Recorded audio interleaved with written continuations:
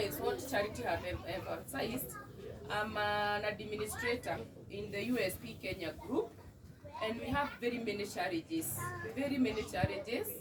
and we have different kinds of, there are different kinds of mental conditions.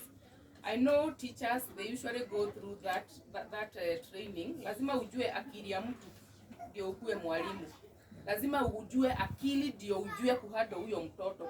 Ukiona ana behave namna gani, naongea Kiswahili kwa sababu ya mom, haelewi na si mimi si mzuri sana. Ukisikia naangusha, unanisamehea na usiseme. So, mental health conditions are many. There is schizophrenia, cerebral palsy, bipolar mood disorder, we have anxiety. By the way, anxiety is a mental health condition. Depression. Watu wanasemanga mimi nasikia depressed. Wacha nikwambie. Depression is not being sad. Depression is not being sad. Yes. Hiyo ndio nataka mshike mkienda nyumbani kama vile mmefunzwa na Charity.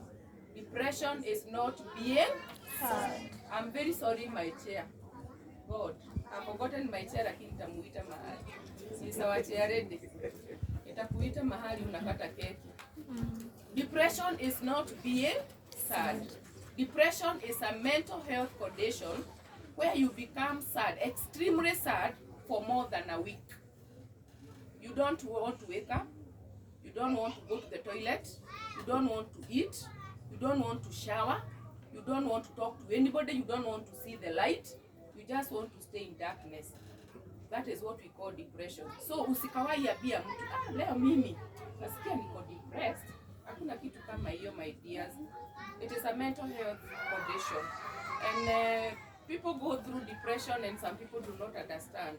Unaona mtu withdraw, hataki kuongea na watu, hataki kukula, haogangi siku hizi, the hair is untidy.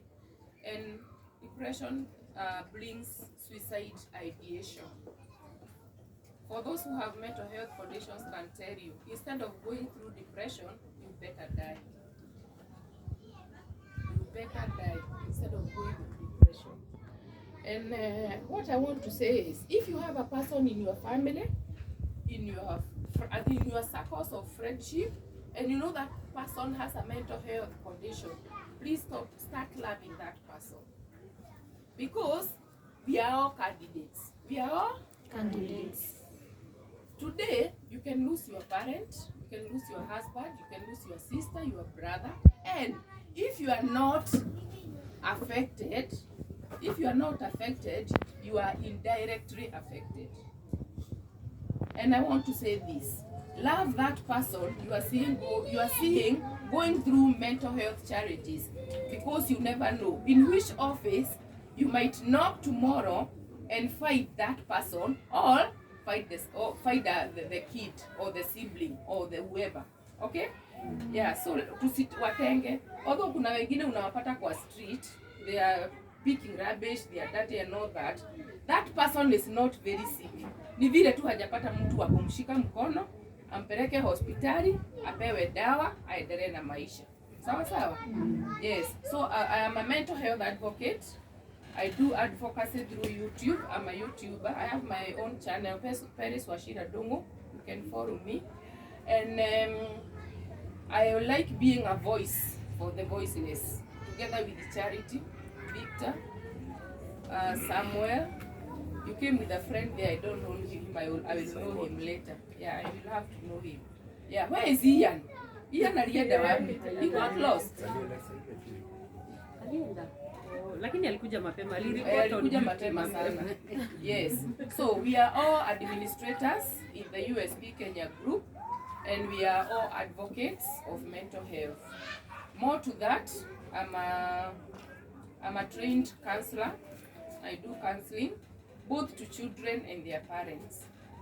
And nawachani niwaambie kitu moja. Here I can see their young parents. Wazazi wa siku hizi mko na shida. Mko na shida kubwa sana. Ati unaambia mtoto kuja, anakufanyia hivi. Na ufanyi kitu haki. Unajua nasikia kukushika mtu hivi ni mtandike. Like another parent anaambiwa, ana head teacher, ambia mtoto atoke nje tuongee. Imagine mtoto anafanya hivi. Na anasema acha akae. Let me tell you, parents, whatever you hide in the house you'll be exposed very soon. Huyo mtoto atakuaibisha kama pastor wetu mwingine, sio huyu wako hapa. There's a senior pastor above him. Alituambianga ka story. Kuna wazazi siku moja walitembelewa na wageni. Unajua vile mtoto alifanya? Alikuja hapa juu ya meza. Akasimama hapa. Akaambia mama yake, "Mami, dada gwetore ya gui. Nataka kutukana huyu mgeni mbwa." Hivyo ndivyo alisema. What a shame. Huyo mtoto anasema nini? Amezoea hivyo, si ndio? Amezoea. So what I'm telling you, kile unalea itakuaibisha siku moja. And I'm telling you parents of young children, this generation, you are just killing yourself. You are killing yourself. Those children will not take care of you. Why? Because you did not bring them up in the ways of God. What does the Bible say about a king? Usiweke nini? Don't put kiboko chini. Usiweke kiboko chini. Mtoto apewe nini? Discipline. Akiwa pale, Solomon anaweza kukuambia discipline ni nini. Anaweza kukuambia. Unajua kuna mama alikuwa anatuambia yeye ndio githagia ciana kireru. Hiyo ni kusema mimi sibebelezagi watoto. Sio ati unamchukia, you are doing it with all the love. All the love.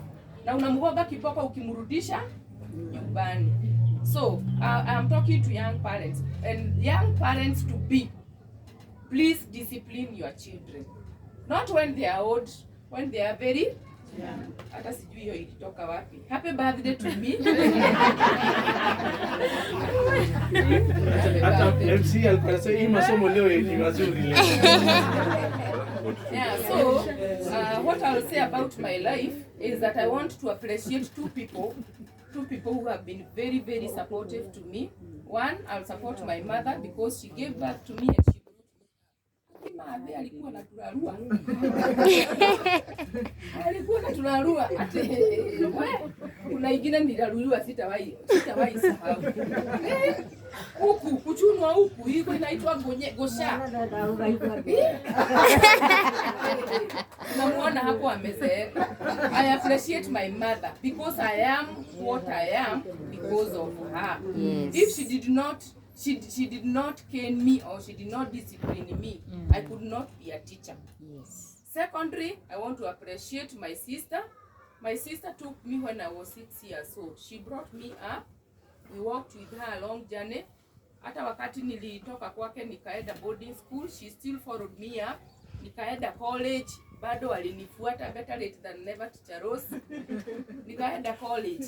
Tukiitishwa kitu nilikuwa namwambia, tukiwa na my husband. Sisi hatuna, sasa hiyo tuko na watoto wako shule. Kasarale kalikuwa kadogo. By the way, let me tell you about my marriage life. When I got married to Paul, you know Paul was my boss. Nilienda Safari Park Hotel when I was you can see I'm beautiful now. What about when I was a girl? Paul akasikia, huyu ataenda. So, when I found Paul there, Paul akaniambia, I want to marry you. Mimi sikuwa nakubali kitu ate hivyo, ate rahisi hivyo. Sio kuja tu niambia I want to marry you, yes. Bana, na wasichana msikue hivyo, akina Karuse. I want to marry you. Kwani ni wapi? Nimeshauliza. Unamwambianga enda ufikirie mara 10. Go and think. Ukuja ukiniambia mara 1 2 3 4 5 6 10. I want to marry you. Na unamuuliza are you sure? Enda uchunguze Mungu wako kama amekuongelesha vizuri. Unamwambia hivyo mara 10. Uone kama ako na haja. Kama ako hana haja ataenda. Lakini ukiona amerudi mara ya pili, mara ya tatu, sasa unaanza kumuuliza na kwenu ni wapi? Saa hiyo. Lakini si mmeona Pora amelea nini kweli? Acha hata huyu mnaona hapa Solomon. Mkiona Terry. Shiro. Beautiful. Lakini ubaya hakuna mtoto wangu alinifana. Ona walikuwa sura hii ya baba yake. Nilikuwa nafikiria kupata kengine akaniambia hapana, the number is 3. Yes, and I obeyed. So when I went to Safari Park, nikaona huyu kijana amekuja sana. Akasema wacha tu niolewe. Nikaolewa. Na haja nioa ati ile ya nini? Maadhi si ameleta kitu. Endelea hiyo.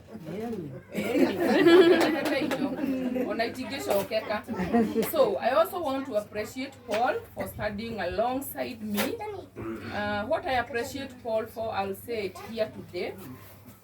Wanaume wengi wakiona uko na shida mingi, wanakuambia wewe uliniletea shida sana, enda kwa mama yako. Si ni kweli? Lakini Paul has stood with me through thick and thin. Through thick and thin. Yes, through thick and thin. And I was tempted in 2020 when he got unwell. And God showed me how Paul suffers when I'm unwell. He was unwell for almost the whole year. Na Mungu akaniweka hiyo possession, hata mimi nisikie ile joto anasikianga. Unajua ukiwa mgonjwa, mwenye anakutekia care, the caregiver, yeye ndiye anasikia ile ugonjwa. Wewe uko mgonjwa ushughuliki, hata saa zingine hata hujijui. Yeye ndiye anasikia hiyo joto. Sasa anasema my wife is unwell, what. So even that thing was hot in 2020. I remember June 21. It's when he was going for his surgery. And we prayed the whole night with my sisters who had come, his sister and my friend, my sister in Christ. And I'll never forget a prayer that Monica prayed. We really cried. Alisema tumepewa ripoti ya daktari, lakini tunangojea ripoti ya Mungu. You know, it was a touching prayer. And I'm telling you, we saw the wonders of God. You know, when Paul left the theater, the doctor who was operating him, alimuuliza, wewe, unaendaga kanisa gani? Kwa sababu, the surgery was so good, everything went on so well, the healing was so fast, it was just miraculous. Yeah. So when you believe in God, and when you love one another, wachani niwaambie mabibi, pendeni bibi bwana zenu. Pendeni bwana zenu. Na bwana wapende bibi. Maladia penda hiyo angekuwa nitarudia mnikumbushe. Mkumbushe si anataka kusikia hiyo. Mabwana wapende mabibi zao. Na bibi apende na heshimu bwana yako. Sio kumuongelesha vibaya unanimwambia guza mahali unapigiaga. Atakuua. Atakuua na Mungu atabaki akiitwa Mungu. Respect your husband, wives, respect your husbands and love them.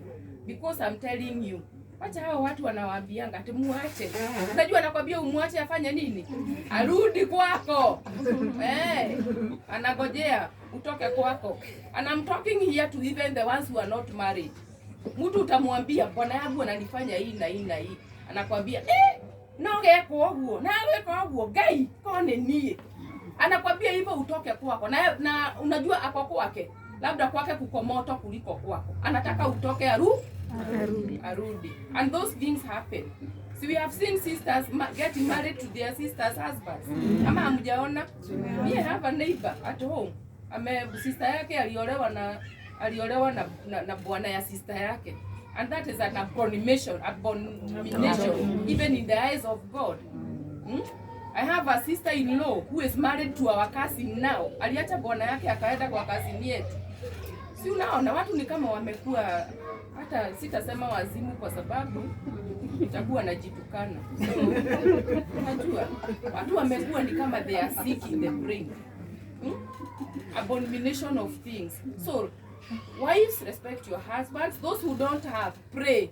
Mungu amekuwekea bwana. Hakuna mtu hakuubwa bila bwana yake ama bibi yake. So pray. But if it is a life of celibacy, you have chosen well and good. So nilikuwa nawaambia my marriage life has been ups and downs because there is no marriage without ups and downs. Na mwenye anakuambia that ni kucheka kila saa anakudanganya. But what I've seen in my marriage life is love. Love is the principle of everything. And caring for your spouse, minding, and let your spouse be your best friend. Your best friend. Kabla mtu mwingine ajue where you are, your spouse should know. Kabla mtu mwingine ajue what you are going through, your husband should know. Even in your working place, everywhere. So ningetaka kuwashukuru sana because you have come to grace this occasion and